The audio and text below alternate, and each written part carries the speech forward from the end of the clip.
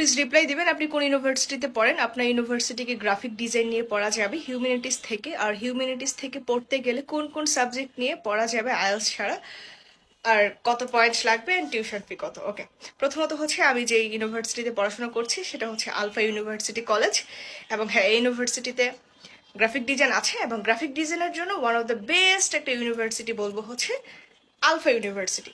কারণ এদের টিচার স্টাফগুলো এত জোস, কারণ আমি পার্সোনালি নিজেও গ্রাফিক ডিজাইনের স্টুডেন্ট, তো সেক্ষেত্রে ওদের দুর্দান্ত পড়াশোনার স্কিল এবং ল্যাব ক্লাস থেকে শুরু করে যেগুলো আছে খুবই অত্যাধুনিক, দুর্দান্ত।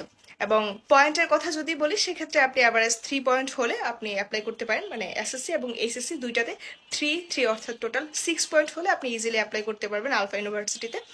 এবং আর্টস থেকে নর্মালি আসলে যে সাবজেক্টগুলো নিয়ে মানুষ আসলে পড়ে সেটা হচ্ছে হিউম্যান রিসার্চ ম্যানেজমেন্ট বা early childhood education, graphic design, architecture, তারপর হচ্ছে আরও বেসিক কিছু সাবজেক্ট থাকে, এগুলো নিয়ে নর্মালি পড়াশোনা করে। বাট এছাড়াও অনেকে বিবিএ নিয়ে পড়াশোনা করে, বা অনেকে দেখা যায় ডিজিটাল মার্কেটিং নিয়ে পড়াশোনা করে আর্টসের সাবজেক্টগুলো থেকে। সো এইগুলো একটা বিষয়। এবং কস্টিং এর কথা যদি বলি সেক্ষেত্রে আমার আলফা ইউনিভার্সিটি মোটামুটি বেশ ভালো এক্সপেন্সিভ হয়ে গিয়েছে এখন। আলফাতে 1 বছরের টিউশন ফি এবং visa processing fee plus others fee দিয়ে যদি আপনি আসতে চান সেক্ষেত্রে আপনার মোটামুটি প্রায় টাকা লাগবে 7 লাখ টাকার উপরে ফর ফার্স্ট ইয়ার, এবং সেকেন্ড ইয়ার থার্ড ইয়ার থেকে কম। সো এটা হচ্ছে কথা। এবং আইএলস ছাড়া আসা যাবে কিনা, ওকে। সো আপনার যদি আইএলস এর প্যারা মনে হয় সেক্ষেত্রে আপনি আইএলস ছাড়া এমওআই দিয়ে আসতে পারবেন, অথবা ওআইটিসি, তারপর হচ্ছে ল্যাঙ্গুয়েজ স্কিল বা পিটিই, যে কোনো একটা ইংলিশ প্রফিসিয়েন্সি দিয়ে আপনি আসতে পারবেন।